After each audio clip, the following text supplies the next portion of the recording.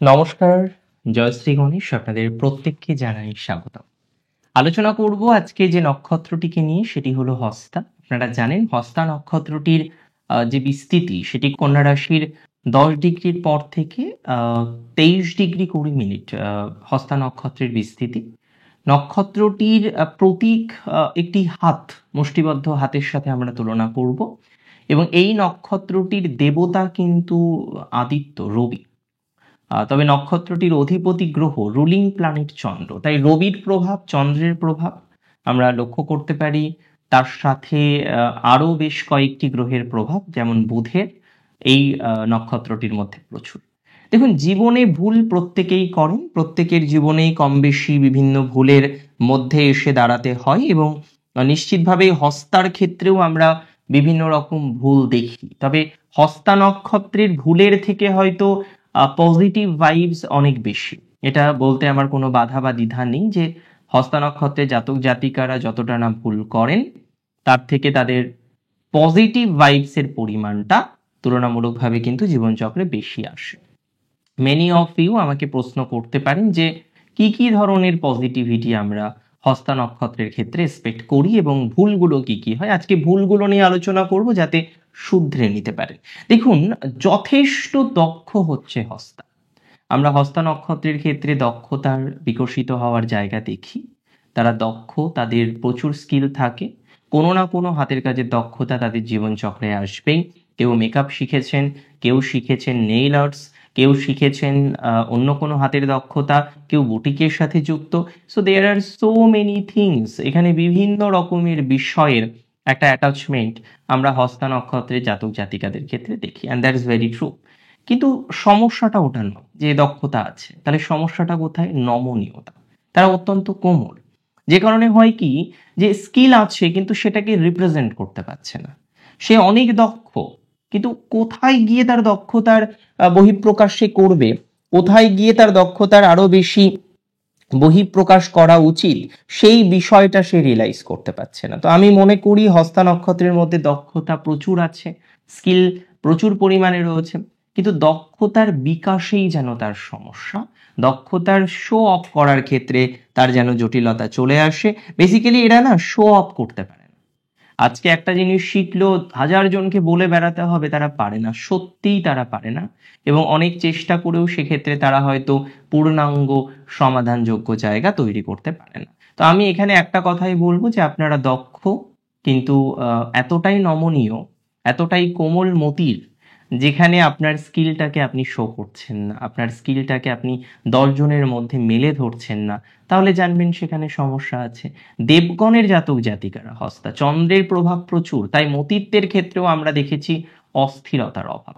চন্দ্র বুধের কম্বিনেশন যখনই হচ্ছে, ডিসিশন নিচ্ছেন, কিন্তু ডিসিশনটাকে বাস্তবায়িত করার আগেই আবার অন্য ধরনের পরিকল্পনার মধ্যে চলে যাচ্ছেন। তাহলে একটা বিষয় মাথায় রাখতে হবে যে আপনারা ডিসিশন নিয়ে অন্য অন্য ক্ষেত্রে বিভিন্ন রকম জটিলতার মধ্যে পড়ে যান। হয়তো ডিসিশন নেন, কিন্তু ডিসিশনটা বাস্তবায়িত হওয়ার আগেই আপনাদের জীবনচক্রে অন্য ধরনের পরিকল্পনা চলে আসে। এটা মাথায় রাখতে হবে। নিলে প্রপার ডিসিশন নিতে হবে, যে ডিসিশনে আপনি স্থির থাকতে পারেন।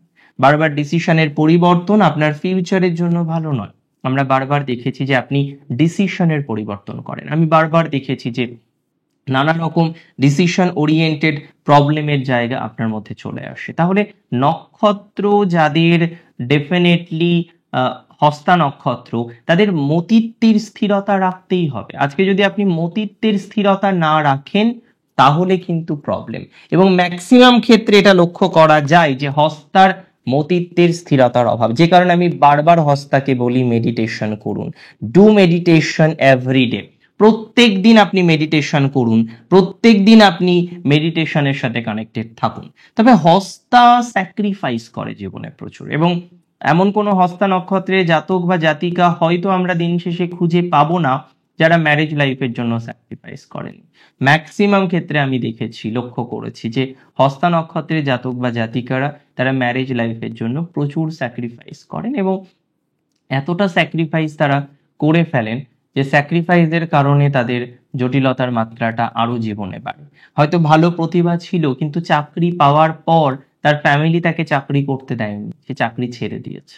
তার এতটাই স্ট্রাগল করার পরও সে যখন তার প্রফেশনাল লাইফে সাকসেস পেল না, তার মনের অবস্থাটা ভাবতে পারেন, তার মনের অবস্থাটা মনে করতে পারেন যে কতটা নেগেটিভ ভাইবস না আসলে একটা মানুষ এই ধরনের জায়গা তৈরি না করে। তো এখানে খুব গুরুত্বপূর্ণ হস্তা নক্ষত্রের জাতক জাতিকাদের ক্ষেত্রে যে তাদের ম্যারেজ লাইফের জন্য, তাদের পার্টনারের জন্য, তাদের জীবনে প্রচুর স্যাক্রিফাইস করতে হবে। এবং আমি আরেকটা সিক্রেট আপনাদের বলি, শুধুমাত্র হস্তা নয়, আমরা চন্দ্রের নক্ষত্র মাত্রই দেখবো স্যাক্রিফাইস, প্রচুর স্যাক্রিফাইস। এবং সেই স্যাক্রিফাইস হয়তো একটা উপন্যাসের সমান। আপনি ভাবতে পারেন, আমি রিসেন্টলি একজন ভদ্রমহিলার সাথে কথা বলছিলাম, আমি যদি খুব ভুল না হয় 64 ইয়ার এজ, তার ক্ষেত্রে তিনি গভর্নমেন্টে চাকরি পেলেন, সেন্ট্রাল গভর্নমেন্টে, বাট তার হাজবেন্ড করতে দিলেন না। তার মনের অবস্থাটা বোঝেন, সারা জীবনে সে সেই গ্লানি থেকে বেরোতে পারেন। তার মানে ভেরি সিগনিফিকেন্ট, হস্তা নক্ষত্রের জীবনে এরকম স্ট্রাগল আসে, এরকম অশান্তি আসে, যে অশান্তি ডেফিনেটলি আপনাদের নানা রকম ভাবে ভাবায়, যে অশান্তি আপনার জীবনচক্রে নানা রকম ভাবে আপনাকে কষ্ট দেয়। তাহলে একটা বিষয় এখানে আমরা রিয়েলাইজ করলাম হস্তা নক্ষত্রের ক্ষেত্রে, যে মতিত্বের অস্থিরতা তার একটা বড় সমস্যা, গ্লানি তার একটা বড় সমস্যা, এবং স্যাক্রিফাইস একটা বড় সমস্যা। আজকে স্কিল থাকা সত্ত্বেও সেই স্কিলের প্রদর্শন করতে পারেনি, এটার থেকে কষ্ট আর কিছু নেই। দেখুন, যার নেই সে প্রদর্শন করেনি, ওয়েল ঠিক আছে, that can be acceptable. But যার কাছে নলেজ আছে, যার কাছে জ্ঞান আছে, যার কাছে জ্ঞান ডেভেলপড হয়েছে, কিন্তু সে প্রদর্শন করতে পারেনি, বিলিভ মি, এর থেকে খারাপ, এর থেকে কষ্টের আর কিছু হতে পারে না। আমি অনেক ক্ষেত্রেই লক্ষ্য করেছি যে হস্তা এমন একটি নক্ষত্র, বারবার বিশ্বাস করে, সেম মানুষকে বিশ্বাস করে, ঠকে, আবার বিশ্বাস করে। তাহলে হস্তা নক্ষত্রের ক্ষেত্রে একই মানুষকে বারবার বিশ্বাস করে ঠকার রেকর্ড আছে। আর আপনারা এই ভিডিও দেখছেন, আপনারা নিজে জানেন, আমার ভিডিও কি দেখবেন, আপনারা তো জানেন যে বিশ্বাস করেই ঠকেন, যেখানেই অন্ধবিশ্বাস করেন সেখানেই ঠকেন। এবং এটা একটা দুবার নয়, একাধিকবার আপনার জীবন চক্রে হচ্ছে, বাট তারপরেও নানা রকমের চিন্তা, টেনশন আপনার মধ্যে আছে, নানা রকমের দুশ্চিন্তা আপনার মধ্যে আছে। তাহলে হস্তা নক্ষত্রের জাতক জাতিকাদের ক্ষেত্রে এই ধরনের একটা ভাইবস আমরা কিন্তু বারবার লক্ষ্য করতে পারি। মানে সত্যি বলতে কি, প্রচুর কল্পনা প্রবণ আপনার, এই কল্পনাটাকে বাস্তবের সাথে ম্যাচ করাতে হবে।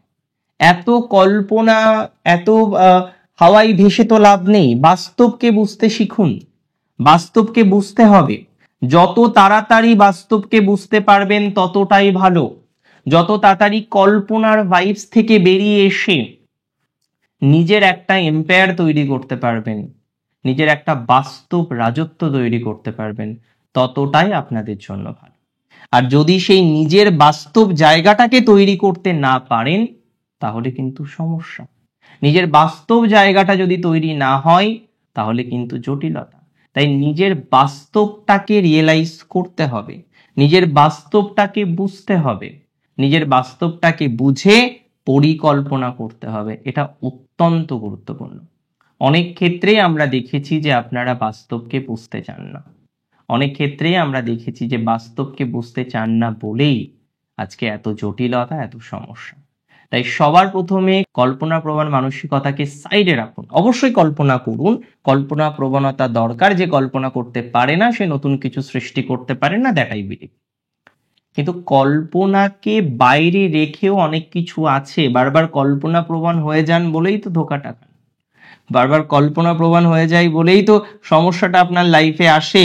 তো এই জায়গা থেকে পারছেন না বেরোতে, চেষ্টা করুন এই জায়গা থেকে বেরোনোর, যত তাড়াতাড়ি সম্ভব বেরোনোর চেষ্টা করুন। এবং আরো একটা কথা আমি আপনাদের বলতে চাই, যে আপনাদের মধ্যে দৃঢ় প্রতিজ্ঞার অভাব আছে, একদম কনফার্ম আপনারা ডিসিশন নেন, যেটা আমি বলছিলাম প্রথমেই, মতিত্বের অস্থিরতা, ডিসিশন চেঞ্জ করেন কেন? আপনাকে তো বুঝতে হবে যে আপনার ভুলগুলো কোথায়। আজকে আপনি যদি একটা বিষয়ে কনসেন্ট্রেট করতে না পারেন, কনস্ট্যান্ট একটা বিষয়কে নিয়ে যদি এগোতে না পারেন, তাহলে সাকসেস জীবন চক্রে কম আসবে, সাকসেস জীবন চক্রে আসতে চাইবে না, সাকসেস আপনাকে ভোগাবে। তো এই ম্যাটারটাকেও নিয়ে আমরা পজিটিভ একটা জায়গায় যেতে পারবো, সেই আশাটা রাখি। এই ম্যাটারটাকে নিয়ে আমরা পজিটিভ একটা জায়গায় যাওয়ার চেষ্টা করি, দিন শেষে আমরা কিন্তু সাকসেস পাবো। অনেক ভালো থাকুন আপনারা, সুস্থ থাকুন, স্বাভাবিক থাকুন। দিন শেষে আপনার গ্রোথ, আপনার প্রসপ্যারিটি অনেক বৃদ্ধিপ্রাপ্ত হোক। শেষ করছি আজকে এখানে। জয় শ্রী গণেশ।